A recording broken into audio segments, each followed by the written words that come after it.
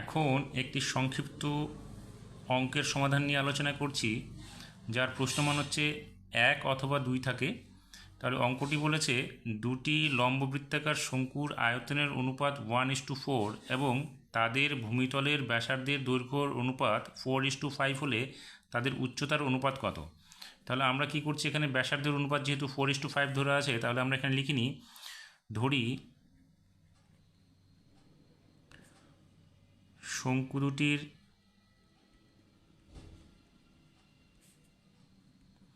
ব্যাসার্ধ যথাক্রমে 4 একক এবং 5 একক। আবার ধরি প্রথমটির উচ্চতা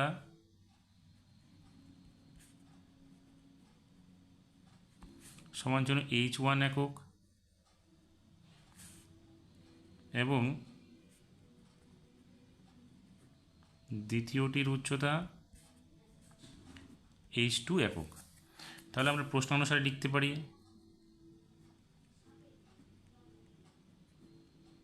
কি লিখতে পারি, শঙ্কুর আয়তনের সূত্র কি 1/3 পাই আর স্কয়ার h। তাহলে প্রথমটার ক্ষেত্রে 1/3 পাই আর স্কয়ার, আর কি আছে প্রথমটার জন্য 4, তাহলে ইন্টু 4 স্কোয়ার ইন্টু h1, তাহলে 1/3 পাই আর স্কয়ার h1 হয়ে গেল।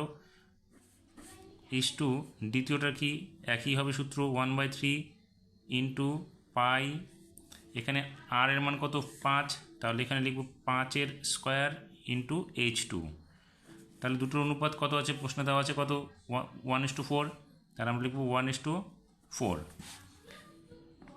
বা আমরা কি করব, 1/3 পাই, এখানে আর এর মান কত হলো 4 4 16 ইন্টু h1, নিচে কী হবে 1/3 পাই ইন্টু 5 স্কোয়ার করলে এখানে হবে 25 ইন্টু h2 সমান চিহ্নে কী হবে 1/4। তাহলে আমরা দেখো এখান থেকে 1/3 এটা কেটে যাবে, পাইটাও কেটে যাবে, এখানে থাকবে কি 16/25 বা 16 into h1 by 25 into h2 সমান চিহ্ন 1/4।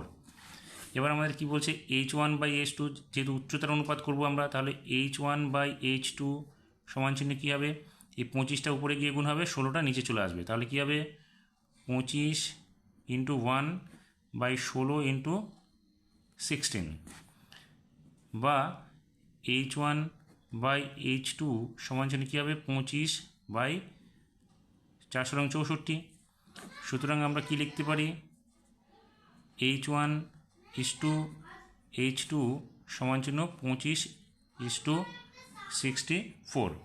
তাহলে আমাদের উত্তরটা কী হলো, শঙ্কু দুটির উচ্চতার অনুপাত কী হবে 25:64।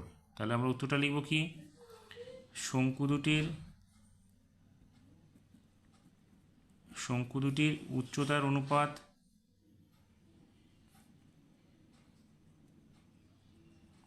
কী হবে 25:64। হয়ে গেল অঙ্কটির আমাদের সমাধান।